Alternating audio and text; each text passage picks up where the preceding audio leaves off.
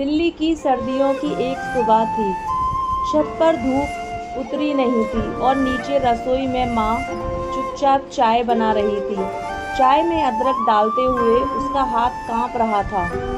शायद उम्र का असर था या शायद बीते कलों की याद है।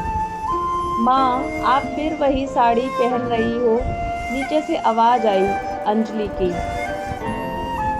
20 साल की अंजलि पढ़ाई कर रही थी, लेकिन आजकल माँ से बहुत कम बात करती थी। उसे लगता था माँ कुछ नहीं समझती। माँ की बातें उसे पुराने ज़माने की लगती थी।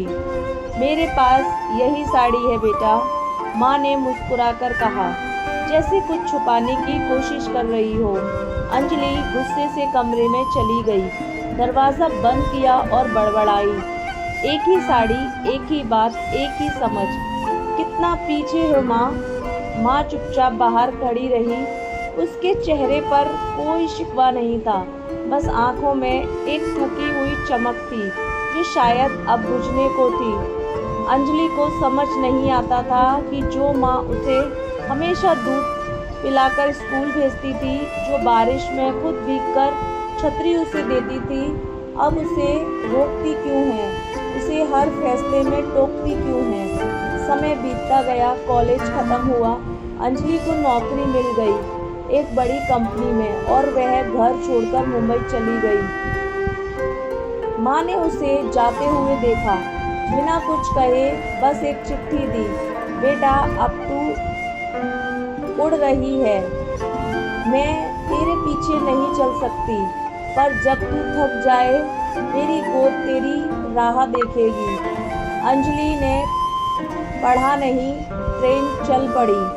मुंबई में सब कुछ नया था, दोस्त, चमक, आज़ादी, लेकिन कुछ अधूरा था। घर जैसा कुछ नहीं था। माँ की आवाज़, सुबह की चाय, खामोशियाँ, सब मिसिंग था। एक दिन अचानक फ़ोन आया, आपकी माँ अस्पताल में भर्ती है। अंजलि की दुनिया थम गई।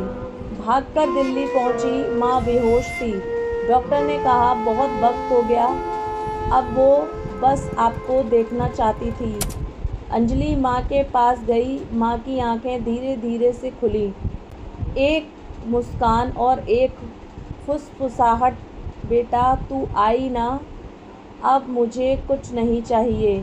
अंजलि फूट फूट कर रोई, माँ मैं कितनी गलत थी, आपने जो किया सब मेरे लिए था, आपका पीछे होना मेरी उड़ान के लिए था, आपकी चुप्पी मेरी मजबूती के लिए थी।